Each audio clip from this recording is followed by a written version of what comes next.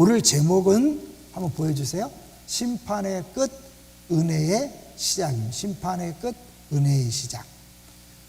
이번에 명절을 다녀오면서 우리 성도들이 여러 가지 그 봉변을 당할 수 있었겠구나, 그런 생각이 들었어요. 이 교역자들이 고향집에 갔다가 교회 다닌다는 사실 때문에 어려움을 당한 경우가 있다 그래서 야, 참 심각하구나 라는 걸 느꼈어요.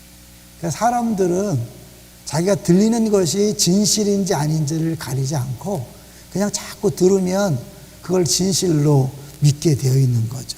예전에 이제 그런 말이 있잖아요. 어떠한 거짓말도 처음에는 그것을 부정하더라도 나중에는 그 사실을 믿게 된다, 이렇게 이런 말이 있어요. 그러니까 지금 교회가 이 코로나 바이러스의 온상은 아니잖아요. 제일 안전해요. 왜냐하면 지금 다 마스크 쓰고 이렇게 뚝뚝 떨어져 앉기 때문에 교회는 제일 안전한 곳이에요. 그렇죠. 백화점이나 식당은 위험하잖아요. 근데 그게 왜 방송에 안 나오냐면 그걸 안 하는 거죠. 그래서 최근에 어떤 백화점 노조가 고발을 했잖아요. 우리도 살 권리가 있다. 그러면서 왜 방송도 안 하고 문을 안 닫기 때문에 우리도 잘못하면 위험에 처한다. 그래서 백화점 노조가 들고 일어날 정도로 그렇게 사실은 백화점이나 병원이나 회사나 이런 데서 일이 생기면 서로 쉬쉬하는 거예요. 사업자들은 돈 잃어버릴까 봐 쉬쉬하고 방역당국도 당국대로 그것이 미칠 파장 때문에 쉬쉬하는 그런 거죠. 교회는 그냥 자꾸 이야기하니까 교회가 그런 것처럼 그렇게 오해를 받고 성도님들이 그것 때문에 많이 힘들겠구나 라는 그런 생각을 해보게 되었습니다. 사실 예레미야 전체를 보면요, 분명히 하나님 말씀이 분명한데 사람들은 뭘 믿었죠? 하나님 말씀을 믿었습니까? 아니면 거짓 선지자의 말을 믿었습니까?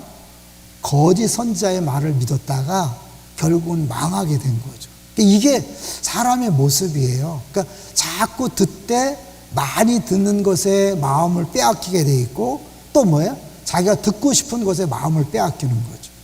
그런 차원에서 저는 우리 성도들에게 하나님 말씀을 접할 기회를 많이 주는 게 필요하겠다. 특별히 코로나19 시대 때 억지로 교회 못 나오게 되는 상황 속에서 말씀을 접할 기회가 없잖아요. 주일 외에도. 주일도 집에서 설교를 들으면서 집중이 안 된다 그러고 제대로 안 들으니까 일주일 내내 말씀을 들을 기회가 없는 거죠. 그런데 방송을 통해서는 계속해서 부정적인 이야기, 두려운 이야기를 계속 듣다 보면 영적으로는 이제 죽는 거죠. 근데 이게요, 천천히 죽기 때문에 개구리가 뜨거운 물에서 삶아지는 것처럼 자기도 모르게 영적으로 망하는 거예요. 그러니까 한국교회는 굉장한 위기일 수 있어요. 왜냐하면 자기도 모르게 익숙해지면서 하나님 말씀은 듣지 못하고 자꾸 다른 얘기만 듣다 보니까 영혼이 완전히 말라붙는데 회복될 길이 없는 거죠. 지금은 이제 어느 아무도 어찌할 수 없다는 상황 속에서 다 손 놓고 있다 보니까 다 죽는 거예요. 나중에 책임은 누가 지죠? 아무도 책임을 안 지죠. 그런 의미에서 우리 리더들이 중요합니다. 저를 비롯하여 교육자들이 중요하고 우리 순장님들, 리더들이 어떻게 하든지 우리 자녀들과 성도들에게 말씀을 접할 기회를 자꾸 이렇게 마련해 줘서 그들이 이 말씀 앞에 마음을 이렇게 붙잡을 수 있도록 그렇게 할 필요가 있는 거죠. 그래서 예레미야를 보면 오늘날 우리의 상황과 너무 이렇게 연결이 되어 있어요. 특별히 이제 우리 그런 얘기 하잖아요. 포스트 코로나. 그러니까 코로나19가 끝난 다음에는 과거로 돌아갈 수 없다. 근데 이게 예레미야에서 말씀하는 역사랑 똑같아요. 예레미야도 뭐예요? 이제 이 모든 것들은 다 끝날 것이다. 새로운 시대가 올 것이다.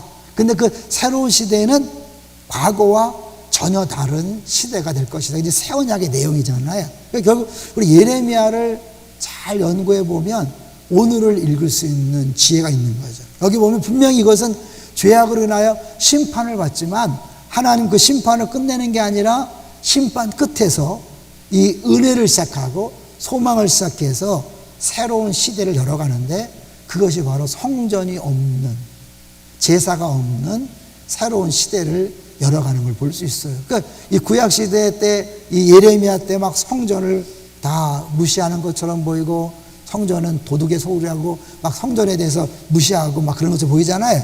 그러니까 결국 예레미야가 그 모든 것들은 다 틀렸다, 끝났다고 뿌리를 뽑아버리는 거예요. 그리고 다시 심는데 그때는 전혀 새로운 성전이 없는, 제사장이 없는 우리가 신앙생활하는 신약 교회의 모습을 미리 보는 거죠. 이해되세요?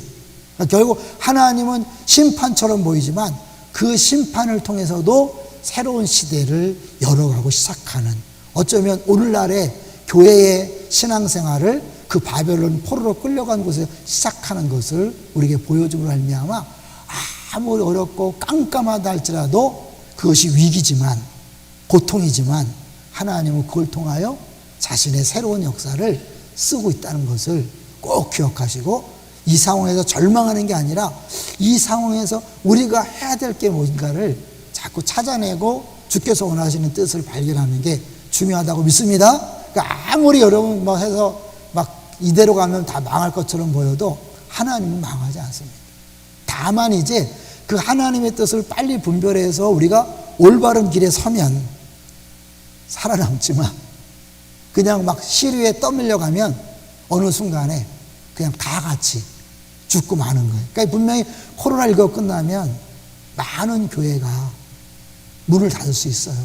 왜냐하면 성도들이 예전처럼 그렇게 영적인, 그나마 조금 남아있던 영적인 것들도 다 사라지니까. 그러나 지금 이곳에서, 지금 이 시대에도 기도하면서 현실을 위해서, 현실에 잘 대처하기 위해서 고민하고 기도하면서 하다 보면 오히려 더 건강하고 하나님 원하시는 새로운 교회가 될 줄로 믿습니다. 그런 의미에서 여러분 기도해 주셔야 돼요. 그리고 그냥 막 흘러가면 안 돼요. 세상이 막 얘기하는데 막 귀 기울이고 그것 때문에 막 넘어가면 안 돼요. 이대로 가면 망한다는 걸 아셔야 돼요. 이대로 가만히 있으면 끝난다는 걸 아셔야 돼요. 다만 이 끝이 하나님의 새로운 역사의 시작을 의미하는데, 그 역사를 우리가 깨닫고 잘 대처하고 그 역사의 파도에 몸을 실는 그런 일이 필요한 거예요. 자, 그래서 한번 예레미야 전체 구조를 한번 볼 텐데요. 많은 학자들이 사실은 다양하게 이야기하기 때문에 정답은 없어요. 그런데 제가 그 말씀을 준비하다가 만난 한 영국의 신학자, 영국의 그 학자가 정리한 내용이 너무 마음에 와닿아서 같이 나눠보려고 그래요. 이분은 전체적으로 1장을 이제 선으로 보고, 그 다음에 2장부터 45장을 한 묶음으로 봐요. 2장 45장. 그리고 46장부터 51장을 묶음으로 보고 52장을 이제 결론 부분으로 보는 거죠. 1장은 하나의 예레미야를 이렇게 썼게요. 예레미야의 부르심이에요. 그러니까 한 개인을 부르시는 거라면 여기는 뭐냐면 한 나라, 그러니까 이스라엘이라는 나라의 완전한 파괴죠. 파괴. 그러니까 개인적인 부르심, 국가적인 파괴. 이게 영어로 이렇게 굉장히 운을 맞췄더라고요. 그래서 퍼스널, 내셔널. 그러니까 한글로는 이게 별로 이렇게 마음이 와닿지 않는데 영어로는 아주 굉장히 그 운을 잘 맞췄더라고요. 그 다음에 여기 안에서 두 개로 나누는데요. 2장부터 20장까지. 근데 이거는 뭐 사실 우리가 잘 몰라도 되지만 그래도 예레미야를 우리가 통째로 한번 다 봤으니까 그거를 두고두고 기억하기 위해서 보는 거예요. 근데 요 중요한 게 뭐냐면 요 나누는 게 요 2장부터 20장에는 주로 무슨 내용이 많이 나오냐면 시가 많이 나와요. 시. 그래서 보통 예레미야 탄시가 그러잖아요. 시. 그리고 여기는 주로 산문이에요. 산문. 그러니까 이분이 아주 귀한 걸 발견했는데, 시라는 건 뭐냐면 하나님의 감정이 드러나 있다는 거죠. 하나님 감정. 이거 산문은 뭐냐면 하나님의 계획이 들어있는 거죠. 그러니까 이 계획을 이야기할 때는 뭐 특별한 감정이 필요 없고 뜻을 알면 되기 때문에 차분히 미래에 대해서 이야기하는 거고, 이건 하나님이 아픔을 얘기하는 거예요. 그 유다의 상황을 보면서 너희들 그러면 망하는데, 그러면 안 되는데, 그래서 그 감정을 가장 잘 표현할 수 있는 방법이 시이기 때문에 예레미야를 통해서 시 형식으로 성경을 쓰겠다는 거죠. 그러니까 그러고 보니까 이 편집된 의도를 볼 수 있는 거죠. 그래서 결국은 이 전반부에서 하나님이 끊임없이 그들의 상황을 보면서 돌아오라고 그러고 막 우시고 안타까워하고 그런 것들을 쭉 보여주고 요 뒤에는 뭐냐면 이제 하나님께서 그들을 궁극적으로 회복시키실 것이다 라는 것을 이야기하는 거죠. 그래서 요 부분은 임박한 응징.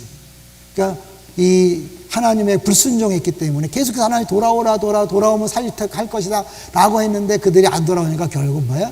어쩔 수 없이 이제 심판은 다가왔다. 그 얘기를 하는 것이고, 요거는 이제 궁극적인 회복을 이야기해요. 그러니까 요것도 즉각, 임박하다는 말을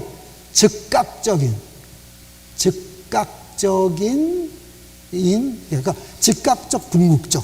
그러니까 굉장한 그 학자가 그런, 저는 이런 걸, 내 개인적으로도 좀 이렇게 딱 체계화되는 걸 좋아하니까 이게 더 와닿은 것 같아요. 즉각적인 응징, 궁극적. 쩍쩍 만드는 거죠. 쩍쩍으로 이렇게 하는 거죠. 그러니까 여러분들 이렇게 되면, 많은 이야기를 할 수 있지만, 이렇게 그림으로 딱 찍어 놓으면 쉬울 것 같아요. 그 다음에 이제 여기서 이 부분은 S로 시작해서 죄진, 신이죠. 신 네이션. 그러니까 이스라엘에 대해서, 죄진 나라에 대해서 한다면, 쉽게 해서 서라운드 해갖고, 네이션즈. 이거는 설명 안 되나 모르겠죠? 네이션. 국가, 복수, 네이션. 그래서 열방의 심판을 얘기하잖아요. 요렇게 도식화했더라고요. 너무 근사한 것 같아요. 이게 무슨 예레미야는 모든 학자들이 정답이라 말할 수 없기 때문에 다 다양하니까 저는 이제 우리가 예레미야를 정리하면서 요게 그래도 가장 이렇게 쉽게 우리들 마음속에 남겠다 생각한 거죠. 그러니까 결국 이렇게 이스라엘 백성에 대한 심판과 극적인 심판과 회복을 얘기하고 열국의 이제 열국 심판이죠. 열국에 대한 심판을 이야기하고 이 심판의 마지막에 어떻게 해요? 오늘 어떤 바벨론이 이제 유다를 징계하는 막대기로 쓰였다가 하나님 그 막대기를 부러뜨리고 심지어 바닷속에 광석에 빠져 죽는 완전히 망하는 그걸 그림으로 보여준 거죠. 오늘 읽었던 게. 그래서 바벨론의 심판이 결국 뭐예요? 유다의 회복의 시작인 거죠. 그러니까 하나님은 늘 이렇게 일하시잖아요. 심판과 회복, 심판과 구원을 같이 가잖아요. 그러니까 예수님 재림할 때 믿지 않은 사람들에게는 다 심판이에요. 근데 우리 믿는 사람들에게 어떻게 해요? 그게 구원의 날인 거죠. 그러니까 하나님 역사를 이루실 때 이걸 같이 이렇게 가는 거예요. 하나 이런 분이에요. 그러니까 결국 이 심판이라는 무서움이 우리 역사 안에 존재하는 거예요. 왜냐하면 죄에 대해서 하나님은 묵과할 수 없기 때문에 죄를 반드시 벌하는 어마어마한 재난이 있는 거예요. 그러니까 우리는 사실 지금 이 코로나19도요, 누구도 정확한 뜻을 모르지만 전 세계가 지금 코로나19로 신음한다는 건 하나님이 뭔가 심판하시거나 징계하시는 게 있는 거죠. 정확히 모르죠. 나중에 알겠죠. 그죠?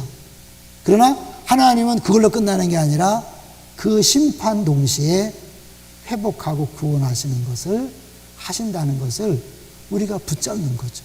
그래서 우리는 이제 어떠한 상황, 아무리 큰 재난, 어려움과 고통이 있어도 사실은 그걸로 실망하고 좌절하는 게 아니라 이 안에서도 하나님이 무언가를 하신다는 사실을 믿음으로 바라보는 거예요. 예레미야 때는 분명히 얘기했죠. 이게 다 끝나고 이제 마지막에 열방들을 다 심판한 다음에 결국은 회복할 것이다. 그래서 이제 주일날 하겠지만 그 회복의 징조를 보여주는 게 뭐냐면 마지막에 여호야긴 왕을 회복시켜요. 바벨론 왕이 새로 왕이 등극하면서 여호야긴 왕을 30몇 년 만에 등극을 이렇게 다시 이렇게 복위를 시켜서 같이 상에서 먹을 수 있도록 그렇게. 그래서 이게 이제 작은 시작, 회복의 시작을 보여주고 이렇게 했다면 궁극적으로 하나님 말씀하신 이스라엘의 온전한 회복도 이루어질 것이다. 근데 그 회복은 여호야긴을 넘어서서 누구냐면 예수 그리스도까지 가는 거죠.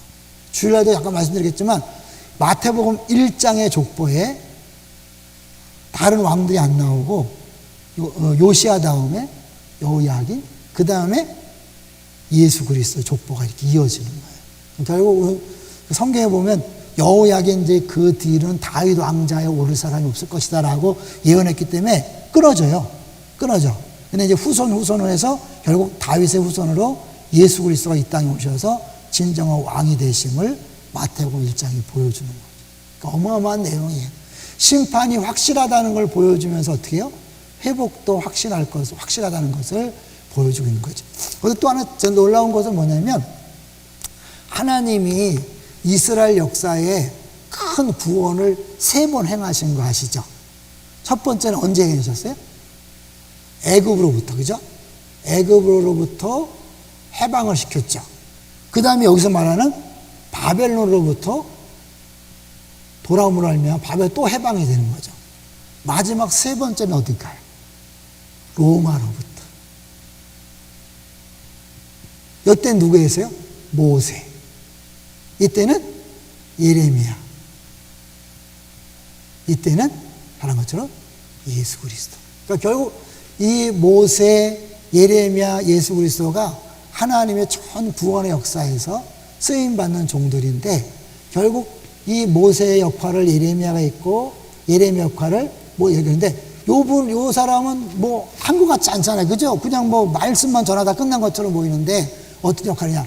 여기서 이제 1장 10절을 보는 거죠. 1장 10절. 자, 1장 10절 한번 볼게요. 다시. 1장 10절. 좀 어렵나요? 어렵지 않죠? 수요일날 오실 정도면 그죠? 이 정도는 주일날 설교 시간에 이랬다가는 말도 안 되니까 수요일날. 자, 1장 10절.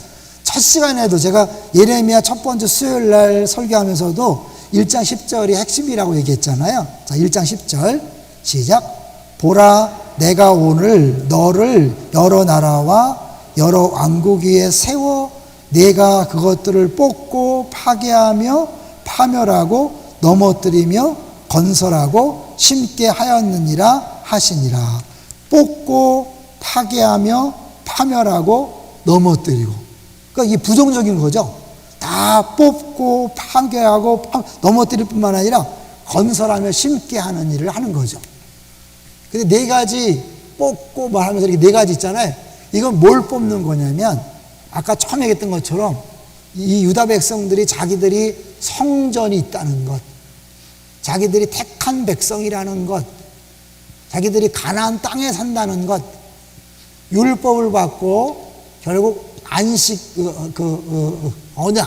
언약 백성이란 사실 이런 것만 붙잡고 있으면 영원히 멸망하지 않을 것이라고 생각한 거죠. 잘못된 믿음인 거죠. 근데 예레미야가 계속 지적한 건 뭐냐면 니네 그게 중요한 게 아니라 삶이 중요하다.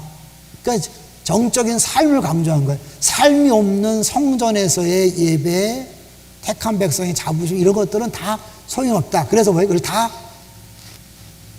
틀렸다고 다 기초를 무너뜨리는 거죠. 이게 결국 뽑고 파괴하고 그런 거죠. 그러니까 이것을 이 말씀으로 이걸 다 파괴하고 물리적으로는 뭐냐면 물리적으로 누가요? 바벨론이 와서 다 진짜로 성전을 부셔뜨리고 예루살렘 도시를 파괴하고 가나안 땅을 완전히 박살을 내면서 이 모든 것들을 다 없애는 거죠. 이 역할을 예레미야는 말씀으로 했고 그래서 너희들이 잘 거룩한 삶을 살지 않았기 때문에 이건 다 하나님께서 다 가짜라고 한다. 강도의 속이다. 말씀으로 다 뿌리를 다 뽑아버렸어요. 그리고 실제로 눈에 보이는 건 바벨을 통해서 다 뿌려버렸죠. 그래서 이들이 어디 갔어요? 바벨론에서 성전도 없으니까 제사도 못 지내고 제사장도 없는데 신앙생활을 해야 되잖아요. 했어요? 안 했어요? 신앙생활 했습니까? 안 했습니까? 했죠. 이들은 이 성전이 없으면 끝난다고 생각했는데 하나님은 그들을 바벨론으로 옮겨서 어쩔 수 없이 성전이 없는 신앙생활을 하게 한 거죠. 거기서 뭘 했을까요? 첫 번째는 하나님을 찬양하고 두 번째는 기도하고 세 번째는 말씀을 인 거죠. 이 3가지 그전에는 성전에서 제사를 드리지 않으면 기도도 안 되고 말씀도 못 듣고 하나님과 상관없다고 그랬는데 하나님은 이 모든 것들을 다 없애고 성전이 없는 회당에서 이걸 하게 하시고 말미암아 새로운 신앙생활을 시작하게 한 거죠. 이게 새롭게 신고 세우는 거예요. 그러니까 이게 결국 나중에 어떻게 해요? 우리가 초대교회 때 보면 어떻게 해요? 초대교회 때 성전 제사가 있었냐 없었나요? 예수님이 십자가에 죽으심으로 말미암아 제사 제도를 없앴잖아요. 다 끝냈잖아요. 제사장 필요 없죠. 이제는 그냥 함께 모여서 찬양하고 기도하고 말씀을 힘써 배우는 것이 신앙생활이잖아요. 그러니까 하나는 이걸 미리 바벨론 포로에서 경험하게 하고 준비시켜서 일로 오게 한 거죠. 그러니까 하나님은 분명히 바벨론의 심판 때문에 가게 했지만 거기서 하나님은 가만히 계신 게 아니라 그들이 눈에 보이는 성전과 자기들 나름대로 갖고 있는 신앙의 뿌리들, 그냥 생활은 하지 않으면서 이런 것으로 자기들은 선택하면서 이거 영원히 멸망하지 않을 거 생각했던 그 모든 것들이 다 아니다. 뿌리째 뽑아버린 거죠. 그리고 실제적으로 그것이 없는 바벨론에서 이렇게 살아감으로, 이게 회당에서 그런 거죠. 회당. 이제 성전 중심이 아니라 회당 중심이 되었고, 이것이 초대교회 때 예수 그리스도로 말미암아 실제적으로 모든 제사 제도가 다 완성되고 끝났기 때문에 된 거죠. 우리 코로나19를 생각해 볼까요? 코로나19는 분명히 우리에게 재앙입니다. 교회 건물에 모이지 못하게. 정부가 어쨌든 간에 어쨌든 결과적으로 우연이 없으니까 하나님이 한국교회를 이렇게 못 모이게 한다는 건 무슨 의미가 있는 거죠. 그동안 우리들이 건물에 모여서 많은 사람이 예배드리면서 스스로 도취한 거지. 와, 은혜구나. 하나님 임재도 안 했는데 우리끼리 막, 죄송해요, 감정에 치우쳐서 우리 그것이 은혜라고 생각했던 건 아닌가. 하나님이 그것들을 정말 원하신다면 아마 지금 시대에도 정부가 아무리 난리쳐도 다 모일 수 있게 했을 거예요. 그런데 어쨌든 지금 이런 컨텍스트, 이런 상황을 우리가 허락하신 것은 하나님께서 뭔가 말씀하는 거죠. 굳이 옛날을 돌아가서 다시 건물을 짓고 많이 모여서 우리끼리 막 으쌰으쌰하는 그런 예배가 아닌 거죠. 이제 진짜 예배는 거룩한 삶에 근거한 신앙생활. 그래서 우리는 하나님께서 너무 감사한 게 뭐냐면, 우리가 연초에 21일 특세리 하면서 뭘 했어요? 일과 영성을 했죠. 하나님이 기가 막히게 준비시킨 거 아닐까요? 이런 교회가 눈에 보이는 건물이 중심이 아니라 소위 말하는 일터 교회인 거죠.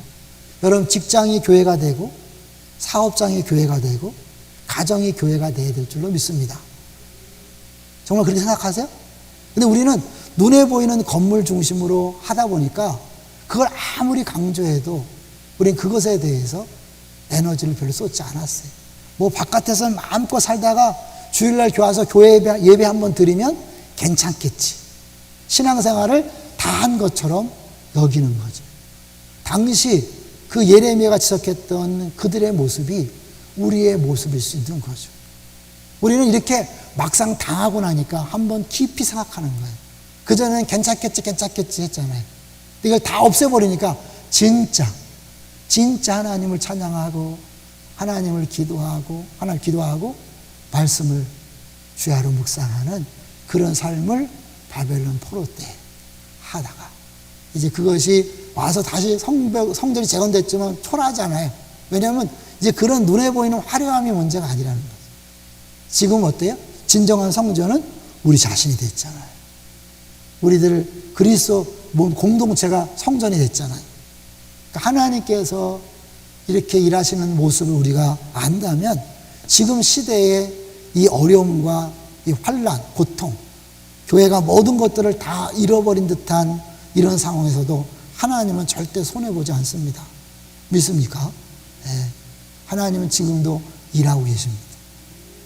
이 시대에 이 하나님의 뜻을 분별하고 정말 우리가 본질로 돌아가서 다시 처음으로 돌아가서 진짜 나는 성도인가? 진짜 제자인가? 진짜 하나님이 초대교회 때 교회를 세우신 목적이 무엇인가를 다시 한번 찾고 그걸 기도할 때 우리는 정말 새로운 시대를 맞이하고 또 새로운 시대 속에서 하나님의 역사를 감당하게 될 줄로 믿습니다. 예, 이제 한 가지만 더 이야기하고 마치려고 그래요. 이제 주일날도 잠깐 말씀드렸지만 예레미야 전체에서 중요한 인물이 또 왕이 여러 명이지만 중요한 왕이 두 명이 등장하죠. 누구랑 누굽니까? 계속 결국 거의 모든 이야기는 시드기야 얘기를 하거든요. 시드기야가 거의 이렇게 시드기야인데, 근데 중간중간에 여호야김 얘기를 해요. 여호야김. 그래서 이 정치의 52장 중에 3개의 장이 이 여호야김에 대해서 또 얘기하고 또 얘기하고 또 얘기해요. 몇 장이죠? 혹시 주일날 설교 기억나시나요? 우리가 지난 주일날 봤던 45장이 여호야김의 그런 악행에 대한 성경책을 불태워버린 그거 생각나면 실제로 그것이 기록된 36장. 그리고 또 하나가 몇 장이냐면 26장이에요. 어떻게 보면 생뚱맞게 갑자기 26장에서 36장에서 45장에서 여호야김의 얘기를 해요. 그리고 나머지는 사실 요 중간에 뭐 이렇게 1장부터 25장, 27장부터 35장, 37장에서 44장은 거의 연대술로 쭉 흘러가요. 갑자기 나오거든요. 결국 이렇게 중간중간에 여호와 얘기를 또 하고 또 하고 또 하는 이유가 뭘까요? 결국 이걸 강조해서 이 유다의 상황이 여호야김 때문에 결국 이제 뭐예요?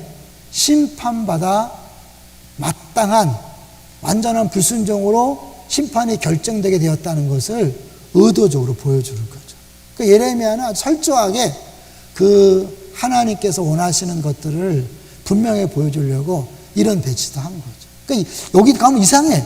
분명히 갑자기 쭉 역사가 흐르다가 여호야김이 딱 나오고 또 시드기야까지 갔다가 여호야김이가 딱 나오고 시드기야까지 갔다가 바로이지만 여호야김 얘기가 나와요. 그건 뭐냐면 의도적으로 했다는 거죠. 제 얘기가 아니라 학자들 이렇게 얘기하는 거죠. 그러니까 이 여호야김이 얼마나 악행의 모델이냐면 이제 또 51장으로 가보세요. 51장. 52장이죠. 52장. 자, 52장. 1절, 2절, 3절을 한번 볼게요. 52장 1절, 2절, 3절. 천천히 같이 읽어볼까요? 시작. 시드기야가 왕위에 오를 때에 나이가 21세라 예루살렘에서 11년 동안 다스리니라. 그의 어머니의 이름은 하무달이라 림나인 예레미야의 딸이다. 예레미야 딸? 예레미야 결혼 안 했어요. 림나인이라 나오죠. 이거는 이 성경 저자 예레미야가 아니라 림나인 딸은 예레미야라는 거예요. 웬 또 예레미야다 막 그러시면 안 돼. 이제 2절 시작. 그가 여호야김의 모든 행위를 본받아 여호와 보시기에 악을 행한지라. 3절 여호와께서 예루살렘과 유다에게 진노하심이 그들을 자기 앞에서 쫓아내시기까지 이르렀더라. 여호야김 예전에는 남북 분열이 됐을 때는 뭐예요? 여로보암의 길, 다윗의 길과 여로보암의 길을 계속 얘기해서 악행의 모델이 여로보암이었죠.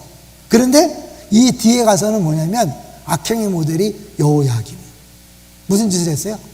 하나님 말씀을 그야말로 잘근잘근 씹어서 없앤 거죠. 저는 줄라 얘기했던 것처럼 그냥 화가 났다면 한 방에 불태웠을 텐데 이 인간이 어떻게 했어요? 좀 읽어봐. 그리고 그거를 칼로 잘라서 불태우고 또 읽어봐. 그 읽은 만큼 또 잘라서 불태우고 완전히 하나님에게 그야말로 맞짱을 뜬 거죠.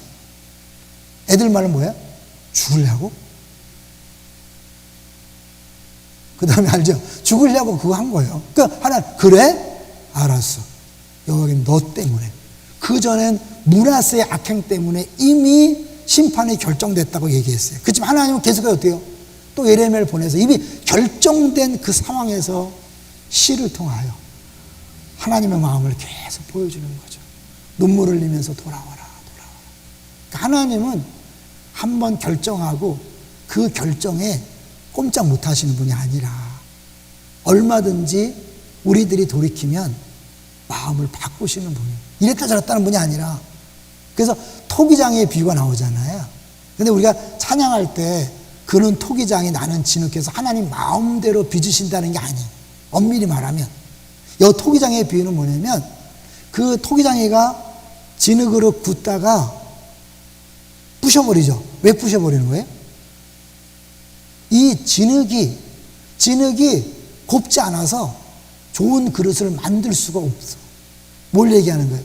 이 남유다 백성들이 마음을 완악하게 하고 끝까지 돌아서지 않으니까 하나님이 그를 좋은 그릇으로 만들고 싶은데 만들 수가 없는 거예요. 그러니까 그 부셔버리고 어떻게 해요? 이제 천하고 심판에 쓸 그릇으로 만드는 거죠. 그러니까 결국 하나님이 주권적으로 일하시지만 하나님은 그냥 일방적으로 나는 막 잘하고 싶은데 억지로 막 너는 끝났어 그런 게 아니라 하나님 계속 기회를 주시고 우리에게 뭐예요? 제대로 반응하면 하나님 지금 순간에도 바꾸시는 거예요. 수십 년 일생 동안 죄를 졌던 인간도 하나님 앞에 마음을 바꿔서 돌이키면 오늘 낮에 낙원에 있을 것이다. 그러니까 결국 우리들은 어떤 누구도 넌 어쩔 수 없는 죄인이라서 넌 끝났어 이런 사람이 없는 거예요. 지금도 하나님이 돌이켜라. 돌아서기만 하면 나도 돌아설 것이다. 그래서 영어 성경에는 뭐냐면 네가 회개하면 나도 회개겠다. 네가 리펜트하면 나도 리펜트한다. 하나님 무슨 회개할 일이 있어요? 하나님 마음을 돌이킨다는 거예요. 결정났기 때문에 끝나는 게 아니에요. 그러니까 뭐 다이내믹이라고 다이내믹. 그러니까 하나님 우리의 반응에 따라서 일하시는 거예요. 그러니까 이 성경이 참 묘하죠. 여러분 지금 이제 우리 또 다시 결론으로 돌아가서 코로나19 때 하나님은 전체 역사를 지금 큰 물꼬로 움직입니다. 그때 그냥 시류에 편성해서 가만히 있으면 그냥 가는 거죠. 근데 그 가운데에서 하나님의 뜻을 깨닫고 붙잡고 무릎 꿇고 낮아져서 철저히 회개하고 돌아서면 우리가 그동안 갖고 있었던 모든 우상 숭배를 버리고 정말 우리 중심의 신앙생활, 우리 교회 중심, 내 비전 중심, 내 열심 중심의 신앙생활을 포기하고 낮아지면 하나님은 지금이라도 얼마든지 우리를 향하여 얼굴을 돌리셔서 은혜를 베푸실 줄로 믿습니다. 그게 여기 앉아있는 우리들이 할 일이죠. 하나님 예루살렘 거리를 돌아다니면서 한 명이라도 찾아라. 그럼 내가 징계하지 않겠다 그랬잖아요. 다른 사람은 어쩌든지 여기 앉아있는 우리만이라도 혹시 또 인터넷으로 예배드리는 우리 성도님들 만이라도 하나님 앞에 철저히 회개하고 돌이키면 하나님은 얼마든지 우리에게 심판하다가도 은혜를 베푸시고 회복시키시는 그런 분인 줄로 믿습니다. 우리가 그거를 안 하면 이제 안 되는 거죠. 그거는 이제 개인적인 신앙생활도 변화해야 되겠지만 가족과의 관계에서도 여러분이 이제 바꾸셔야 돼요. 교회에만 맡겼던 게 아니라 자녀를 내가 정말 믿음으로 양육하기를 결단하셔야 돼요. 그게 돌아서는 거죠. 내게 주신 직장 사업장도 이제 그냥 밥벌이가 아니라 하나님이 파송하신 곳이고 하나님이 바벨론으로 쫓겨갔고 끌려갔지만 그걸 파송했다고 말한 것처럼 내게 주어진 가정과 직장과 사업장과 모든 상황들은 하나님께서 보내신 것이다 하고 살아가는 것, 그것이 진짜 회개인 줄로 믿습니다. 단순히 뭐 하나님 잘못했어요 뭐 용서해 주세요 그게 아니라 내 삶 전체의 뿌리를 바꿔서 이제는 내가 결정하고 내가 주도하는 게 아니에요. 그리고 우리 신앙생활 하면서 얼마나 그럴 때가 많습니까? 내 마음에 들면 하고 내 마음에 안 들면 에이씨 그럴 때가 많잖아. 우리들이 말하고 행동하는 걸 가만히 뿌리를 보면 뭐예요? 결국 내 감정의 문제잖아요. 내가 하고 싶은 거 안 하고 싶은 거 내 마음에 들고 안 들고 너무 중요한 지금 특별히 제가 이제 라디오를 듣다가 영락교회 목사님이 설교하는 걸 들었어요. 근데 거기 그런 얘기 하시더라고요. 왜냐하면 제가 직접 얘기하면 여러분이 또 오해할까봐 그 목사님 그러는 거예요. 지금 이 시대에 우리 기독교인들에게 하나 요구하시는 게 뭐냐면 용서하고 기도해 주라는 거예요. 그러면서 여러분들이 좌우 이 이념 때문에, 진영 때문에 그 마음에 안 드는 정부나 마음에 안 드는 반대 다른 파 있죠. 서로 욕하고 비난하고 싸우는데 정말 주님 원하시는 게 뭘까? 용서하고 기도해 주라는 거죠. 사실 한국교회가 하나님 볼 때 정말 부끄러워요. 왜냐하면 알잖아요. 교회가 교인이라 그러면서 서로 얼마나 욕해요. 정말 하나님이 심판해도요, 몇 번 심판해도 모자라요. 지금 한국교회 모습은 동의하시나요? 여러분, 내 편, 네 편을 떠나서서 우리들이 얼마나 같은 성도끼리 욕하고 비난하는 거 보세요. 내 편이 아니라는 것 때문에 여러분, 같은 기독교인끼리, 같은 가족끼리, 주 안에서 피로 맺은 같은 가족끼리 얼마나 우리가 아웅다웅하고 싸우세요. 이게 엄청난 죄악인 거 아십니까? 교회를 부셔뜨리는 거죠. 여러분, 이제부터 절대로 함부로 욕하지 마십시오. 감정적으로 막 올라와도 욕하지 마시고 서로 기도해주고 우리부터라도 서로 용서하고 내 편, 네 편 교회에서 하지 마세요. 여러분, 목사한테 어느 쪽입니까? 묻은 자체가 사탄의 종노릇입니다. 내 편, 네 편은 어쩌겠어요? 반은 마음은 상할 텐데. 그렇잖아요. 목사는 그래서 내 편, 네 편 그런 게 아니에요. 하나님이 정말 원하시는 건 뭐냐면 하나 된 것을 힘써 지키는 거고요. 서로 용서하고 축복하는 거예요. 파송하는 게 뭐예요? 내가 너희를 파송한다. 어디든 가든지 너희들 죄를 용서하면 사해질 것이요. 우리 할 일은 끊임없이 죄를 용서하고 축복을 선포하는 거예요. 믿습니까? 하나님 뜻을 얘기하면서 너무 성경과 다른 하나님 마음과 전혀 다른 모습으로 신앙생활 우리의 모습을 회개하고 우리만이라도 정말 한국교회를 품에 안고 기도했으면 좋겠어요. 나부터 주 앞에 온전히 돌아와서 다시 사는, 저도 잘 안 될 때가 많이 있어요. 그리고 우리 아내가 즉방 얘기합니다. 저는 다혈질이라서 감정적인 사람이에요. 우리 아내가 바로 그렇게 말하면 안 되지. 서로에게 좋은 말 하세요. 하나님 편에서 잘못대로 막 한쪽으로 갈 때 믿는 사람이 그러면 안 되지요. 믿는 사람이 그런 말 하면 안 되지요. 그렇게 행동하면 안 되지요. 서로가 성경 편에 서서 그렇게 얘기해 주셔서 서로가 서로를 붙잡아주고 온전히 서서 우리 때문에라도 하나님이 한국교회를 살리시는 그런 역사가 있기를 주의 이름으로 축원합니다.